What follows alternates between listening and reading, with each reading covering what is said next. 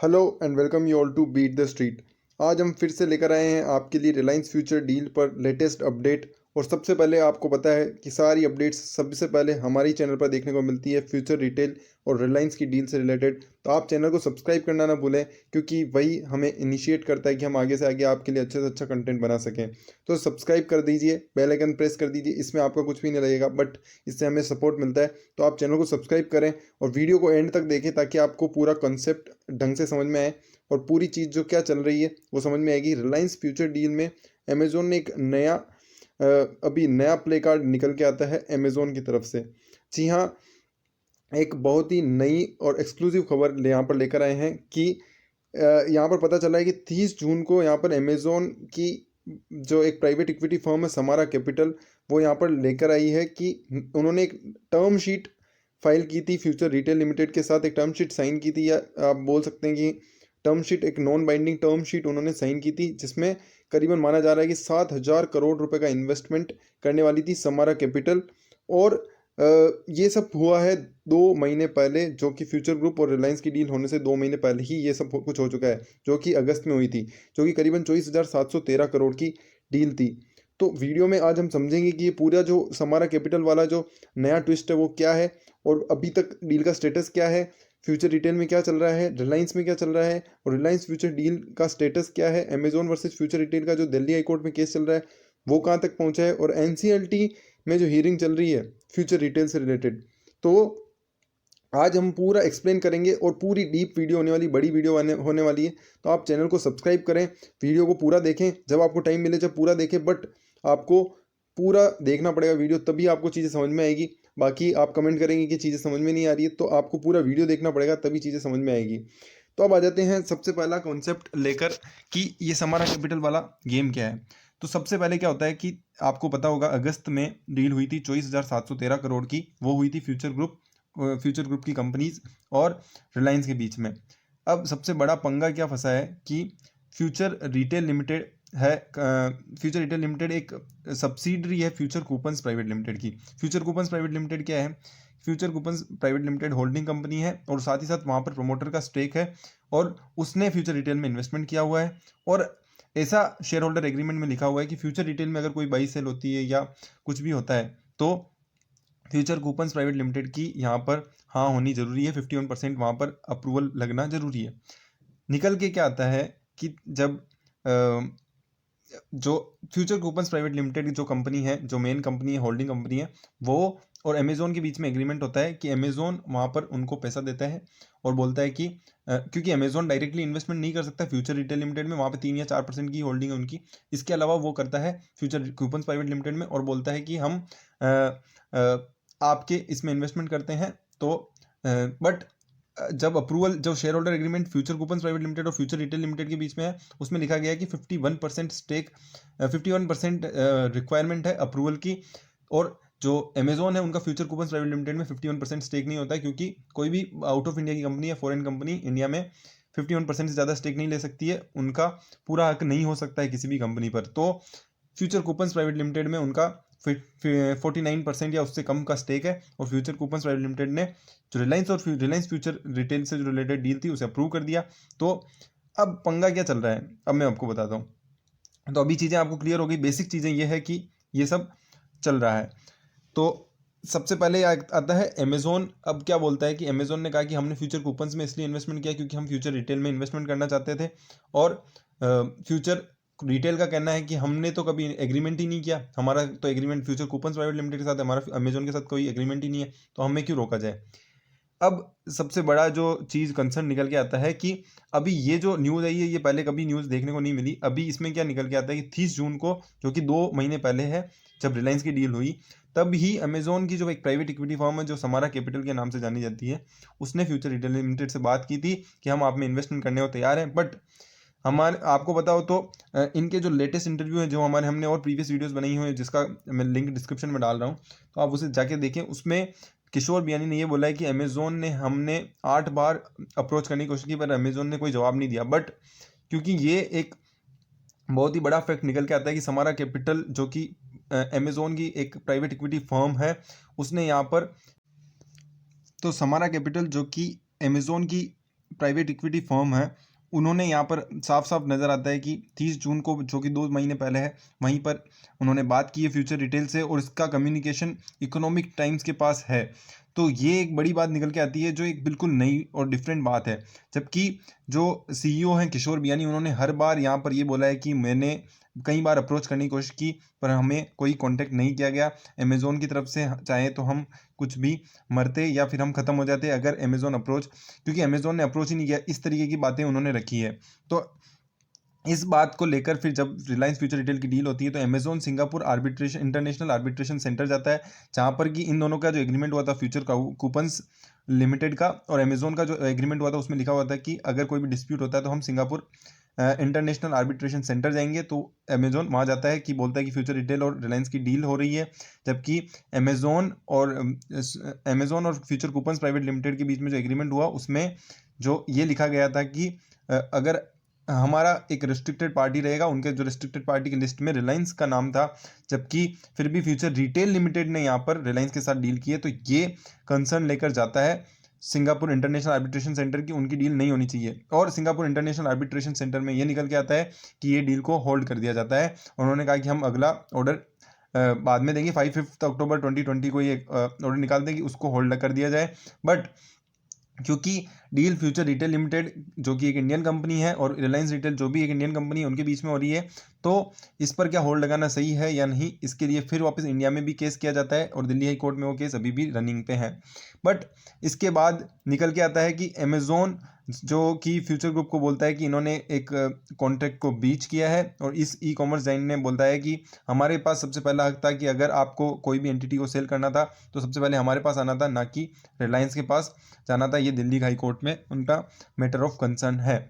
इसके बाद future group ने एक इकोनॉमिक टाइम्स ने एक क्वेरी सेंड की, जिसमें उन्होंने बताया कि we have no intention of engaging with the media about the question posed, having particular regard and the slant and twist, whether perceived or real, about anything surrounding pending proceedings, however remote, it would be inappropriate on our part to do so। तो उन्होंने इस बारे में जो Samara capital का जो मुद्दा है उस बारे में बात करने से मना कर दिया है। बट सबसे इंपॉर्टेंट चीज़ जो निकल के आती है कि किस तरीके से किशोर बियानी ने ये बोला था कि हमें 8 बार कॉन्टैक्ट करने की कोशिश की, फिर भी अमेजोन ने कोई रिप्लाई नहीं दिया।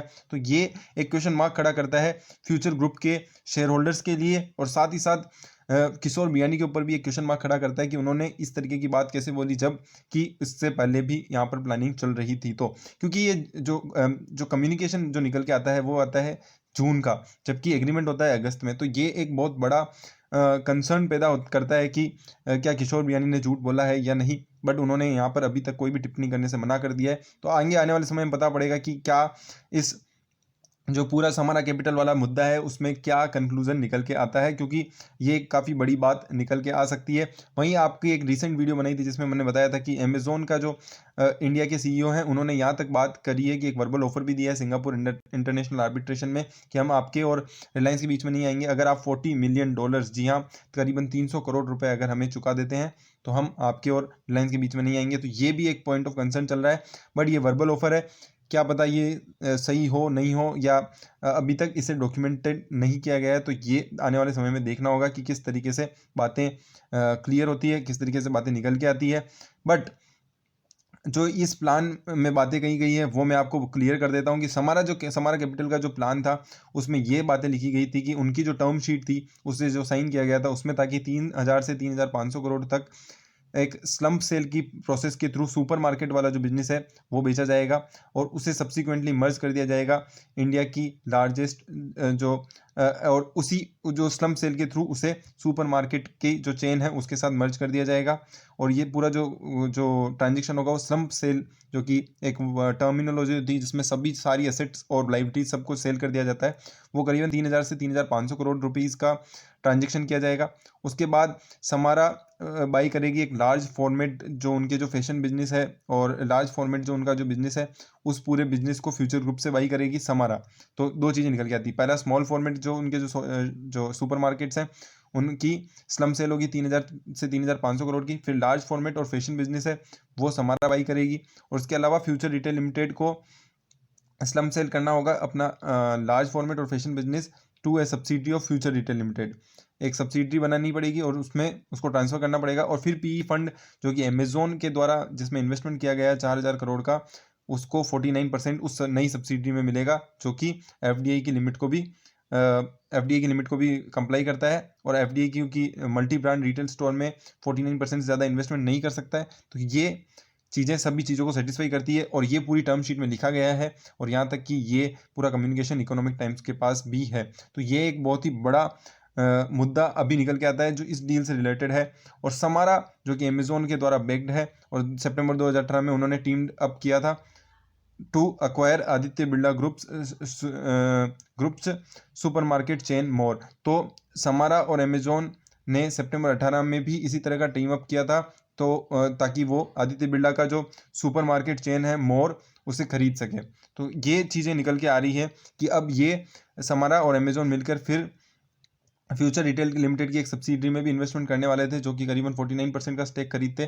तो ये भी बातें थी जो जून में ही कर दी गई थी। और इस टर्म शीट को 1 जुलाई को साइन किया गया, जिसमें फ्यूचर रिटेल लिमिटेड के जॉइंट एमडी राकेश बियानी के सिग्नेचर हैं। और साथ ही साथ उन्होंने व्हाट्सएप पे मैसेज भी शेयर किया गया है टू अमेजोन इंडिया के हेड अमित अग्रवाल को, उन्होंने ये भी लिखा था व्हाट्सएप पे। तो ये बहुत सारी जो क्वेरीज है उसको सोल्व करता है कि किस तरीके से या तो किशोर बियानी ने झूठ बोला है या फ्यूचर ग्रुप ने इंडिया में किस तरीके से चीज़ों को यहाँ पर प्रोनाउंस किया है, जो कि बातें उसके बैकएंड में की गई है उसे बताया ही नहीं गया है। तो ये कुछ सीरियस कंसर्न पैदा करता है रिलायंस फ्यूचर डील और फ्यूचर ग्रुप के शेयर होल्डर्स के लिए। That if the restructuring options were implemented as per the said term sheet, Future Retail Limited would continue to exist as an entity with its subsidiary continuing to operate the hypermarket and apparel store under the Big Bazaar and FBB brand। कि अगर ये restructuring option अगर implement कर दिया जाता है जिस तरह की टर्म शीट में लिखा गया है, तो future Retail limited continue exist करेगी। और साथ ही साथ उसकी जो अंदर जो एक सब्सिडी बनाई जाएगी जिसमें स्टेक बाई किया जाएगा। और इसके अलावा बिग बाजार और एफबीबी ब्रांड अभी भी रहेंगे और हाइपर मार्केट और अपैरल स्टोर उनके अभी भी रहेंगे। ऐसा बियानी के जो एमडी है फ्यूचर रिटेल लिमिटेड के राकेश बियानी, वो ऐसा लिखते हैं अमित अग्रवाल जो कि अमेजोन इंडिया के सीईओ और हेड हैं उनको। तो ये आप देख ही सकते हैं कि कितनी बड़ी यहाँ पे बातें जो निकल के आ रही है। इसके बाद होता है Future Retail Limited would also receive a consideration for sale of super market business under the brand name Easyday, Aadhaar और हेरिटेज जैसे ब्रांड्स को सेल किया जाएगा और उसका जो पैसा है वो फ्यूचर रिटेल लिमिटेड को मिलेगा, which could have been use by Future Retail Limited to reduce its debt. तो ताकि फ्यूचर रिटेल लिमिटेड खुद को डेट से कम कर सके और सर्वाइवल अपना मेंटेन कर सके। तो ये लगातार आप देख सकते हैं कितनी बड़ी बड़ी चीज़ें यहाँ पर लिखी गई है और कितनी बड़ी चीज़ें यहाँ पर कंसर्न पैदा करने वाली है कि बियानी का जो प्लान रिलायंस के साथ है कि हम अगर हम अमेजोन के साथ जाते हैं तो हमारा पूरा ख़त्म हो जाएंगे और वो इतना इन्वेस्टमेंट नहीं कर सकते। बट जिस तरीके से टर्म शीट बनाई गई थी साफ साफ यहाँ पर लिखा गया है कि उनका सर्वाइवल कंटिन्यूअस रहेगा, उसमें पैसा इस तरीके से लगाया जाएगा कि एफडी की लिमिट्स क्रॉस नहीं होगी। और साथ ही साथ जो पूरा जो बिजनेस है वो इस तरीके से इन्वेस्टमेंट किया जाएगा कि कोई भी बिजनेस को बंद नहीं किया जाए। तो ये बहुत ही बढ़िया प्लान बनाया गया था। और साथ ही साथ इनकी कम्युनिकेशन भी है और यहाँ तक कि फ्यूचर रिटेल लिमिटेड के इंडिपेंडेंट डायरेक्टर ने भी अमेजोन ने यहाँ तक फ्यूचर रिटेल लिमिटेड के इंडिपेंडेंट डायरेक्टर्स को, साथ ही साथ सेबी के चीफ अजय त्यागी को भी यहाँ पर मेल लिखे हैं और एनएससी बीएससी के ऑफिशियल्स को भी मेल लिखे हैं 2 दिसंबर को कि किस तरीके से ये इवेंट्स हुए हैं और उनकी क्रोनोलॉजी और उनके करस्पॉन्डेंस भी दोनों साइड दिए हैं। तो आप देख सकते हैं कितनी बड़ी बड़ी चीज़ें यहाँ पर जो थी वो पब्लिक में अनाउंस नहीं की गई थी, बट यहाँ पर पीछे के पीछे चल रही थी कि किशोर बियानी के फ्यूचर रिटेल लिमिटेड के और अमेजोन के पहले ही यहाँ पर संबंध चल रहे थे। बट उनको यहाँ पर किशोर बियानी ने लगातार इंटरव्यू दे दे के उसे खारिज करने की कोशिश की।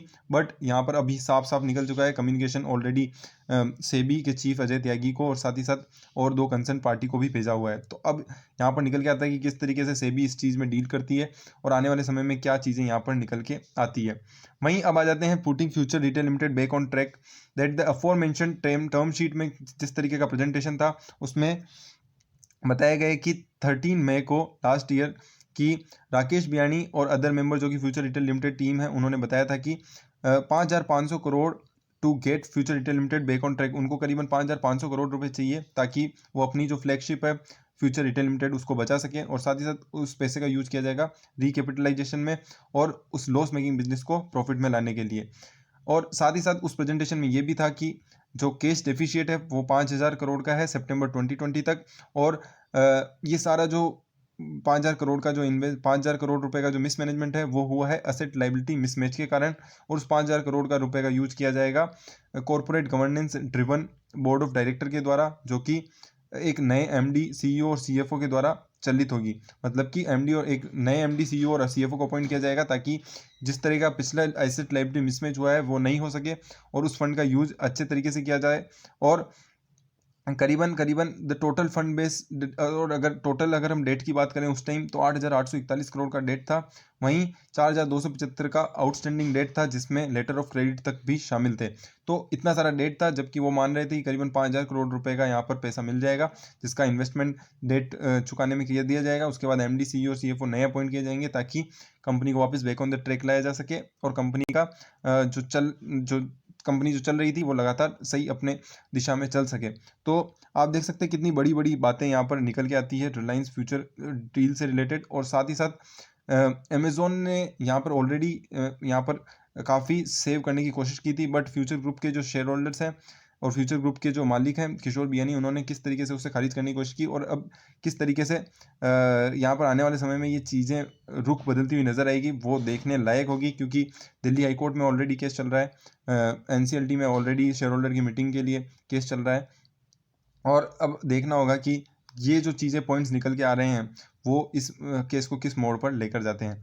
Potential solutions include selling the smaller store, जिसमें था कि हेल्थ, पर्सनल केयर और स्मॉल स्टोर्स को बेच दिया जाए, जिससे वहाँ पे करीबन 5,500 करोड़ रुपए का जितना भी फंड होगा वो मिलेगा। उसके अलावा डेट और इक्विटी के मिक्स से यहाँ पर और थोड़ा सा फंड उठाया जाए और फ्यूचर रिटेल लिमिटेड के जो असेट सेल स्ट्रेटेजी है उसमें यहाँ पर लगाया जाए। और इसके बाद financial package, as a part of financial package 2,500 से 3,000 करोड़ इक्विटी इन्फ्यूजन, उन्होंने बताया था कि 2,500 से 3,000 करोड़ इक्विटी इन्फ्यूजन किया जाएगा, जिसमें या तो राइट इशू के थ्रू किया जाए या प्रेफरेंशियल अलॉटमेंट के थ्रू किया जाए।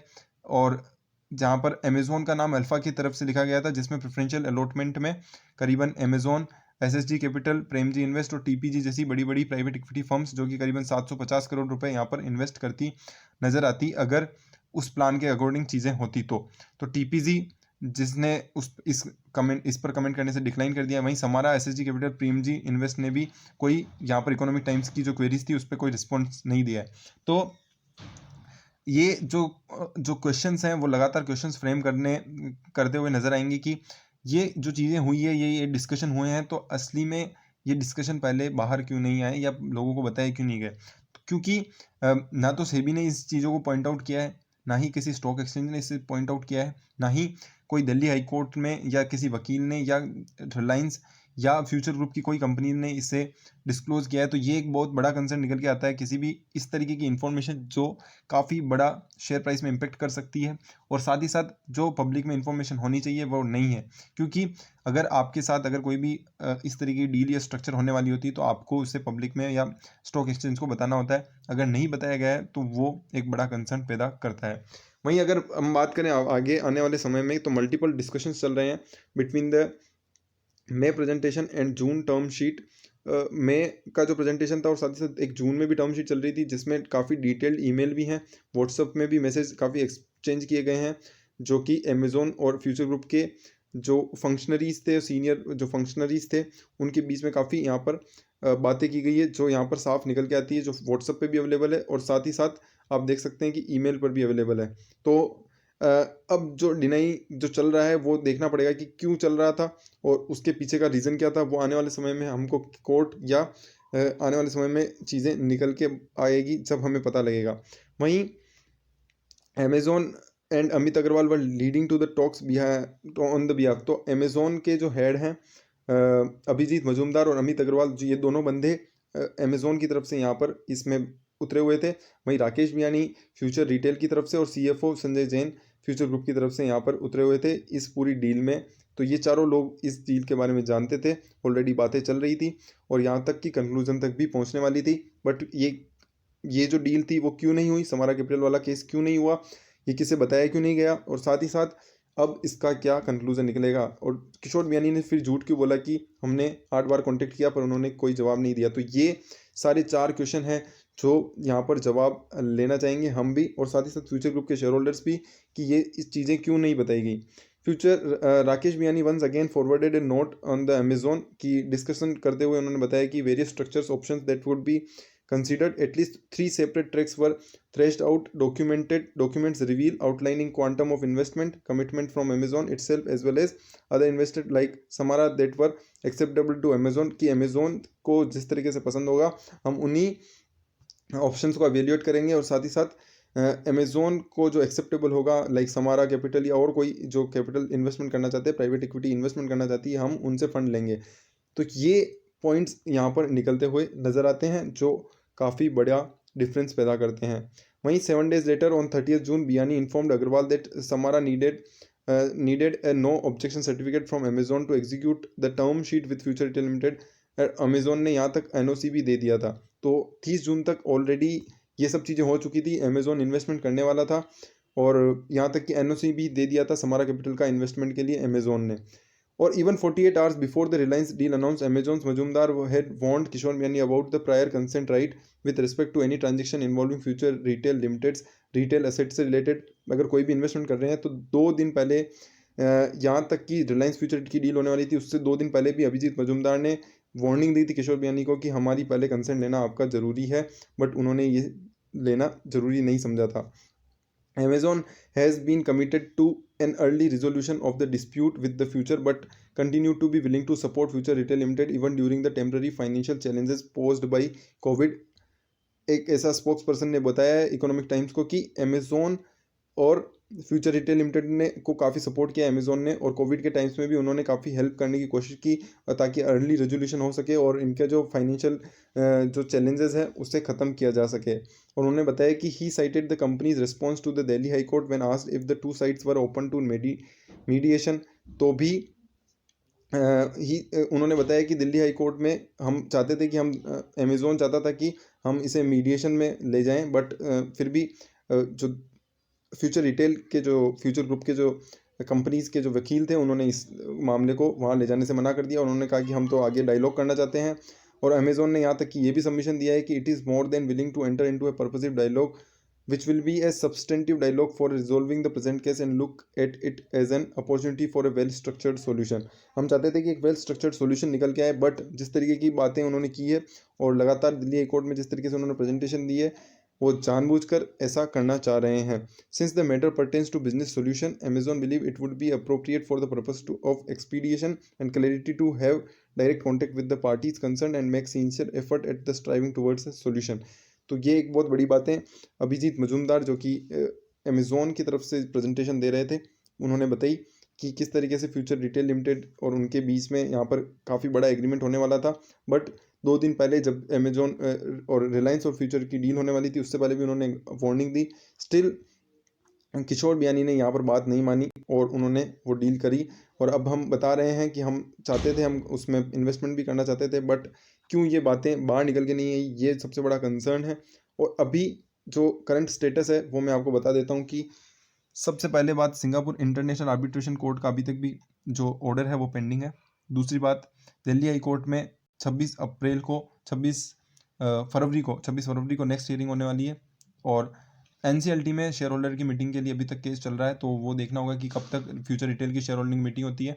जबकि अमेजोन ने उसे अपोज करने की कोशिश की, बट उन्होंने कहा कि फ्यूचर रिटेल लिमिटेड और शेयर होल्डर के बीच का मुद्दा है, तो वो देखना होगा कि वो मीटिंग कब होती है। और सबसे इंपॉर्टेंट चीज़, फिर वो शेयर होल्डर मीटिंग के बाद एनसीएलटी का अप्रूवल मिलेगा और उसके बाद ही फ्यूचर रिटेल लिमिटेड और रिलायंस की डील हो पाएगी। तो ये सारे पॉइंट्स अभी चल रहे हैं, और इतना एक्सक्लूसिव और बड़ा अपडेट आपको और कोई वीडियो चैनल देखने को नहीं मिलेगा। तो चैनल को सब्सक्राइब करना ना भूलें अभी तक वीडियो देखी है तो, और शेयर करें अपने दोस्तों के साथ। पूरी डील हमने डिटेल में अंडरस्टैंड की है, और अभी जो ये पूरा नया जो क्लिक निकल के आया है समारा कैपिटल वाला, वो अपने दोस्तों को बताना ना भूलें। फ्यूचर ग्रुप के जो शेयर होल्डर्स हैं उन्हें ज़रूर भेजें ताकि उन्हें इस अपडेट का पता चल सके। Thank you so much.